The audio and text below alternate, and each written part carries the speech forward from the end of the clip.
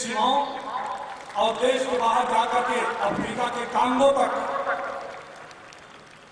देश की सीमाओं के बाहर जाकर के सर्जिकल स्ट्राइक करने वाले, उसका नेतृत्व करने वाले जनरल रावत और देश के अंदर उसी समर्पण भाव से, उसी तेवर से अपनी तरुण ऊर्जा का प्रयोग करते हुए पूज्य महाराज श्री गुरु गोरक्षनाथ की प्रतिमा, इस देश का भविष्य कैसा होना चाहिए यह तय करने का अधिकार हमारी शिक्षण प्रशिक्षण संस्थाओं को होना चाहिए और उसके अनुरूप हमारी शिक्षण प्रशिक्षण संस्थाओं को अपने आप को तैयार करना होगा। और यही तो महाराणा प्रताप शिक्षा परिषद के संस्थापक चाहते थे। यही तो, इसी के लिए तो महाराणा प्रताप ने अपना त्याग और बलिदान दिया।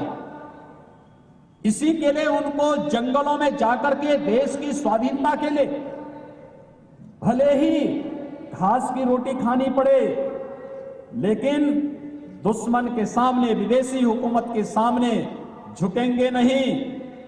विदेशी हुकूमत के सामने किसी भी प्रकार से हम लोग डरेंगे नहीं, झुकेंगे नहीं, टूटेंगे नहीं। यही भाव था कि जंगल में भले घास की रोटी खानी पड़ी हो, लेकिन देश का स्वाभिमान और देश का गौरव नीचे नहीं करने देंगे। यही महाराणा प्रताप शिक्षा परिषद ने, यही शौर्य और पराक्रम का, यही बलिदान की एक नई प्रेरणा इस देश के अंदर भरी थी।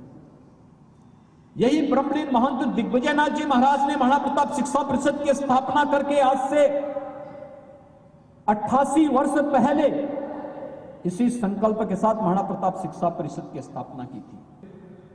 हमारी शिक्षा प्रणाली को देखते हुए, हमारी सामाजिक उन्नति को देखते हुए, शहरीकरण और जीवन में तकनीक के इस्तेमाल से जिस तरह से हमारा चाल चलन हो रहा है, हमारे देश का भविष्य एक उज्जवल भविष्य के रूप में उभर कर आने वाला है।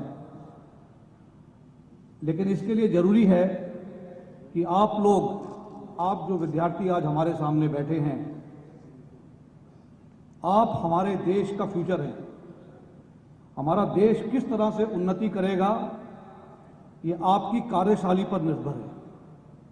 आप लोग जितने जोश और लगन के साथ मेहनत करेंगे, ईमानदारी और वफादारी के साथ अपना कर्तव्य पालन करेंगे, उसी प्रकार से, उसी प्रणाली से हमारा देश उन्नति करेगा।